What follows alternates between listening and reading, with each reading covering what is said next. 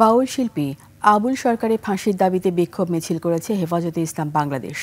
জাতীয় মসজিদ বায়তুল মোকাররম থেকে জুমা নামাজের পর মিছিল বের করে সংগঠনটি।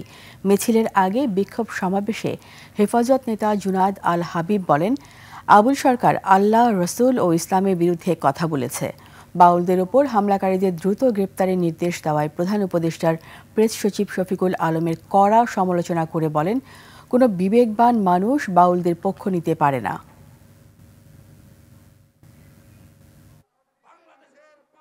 প্রধান উপদেষ্টা প্রেস সচিব তিনি বলেছেন, বাউলদের উপরে যারা আক্রমণ করেছেন তাদেরকে গ্রেফতার করার নির্দেশ দেওয়া হয়েছে।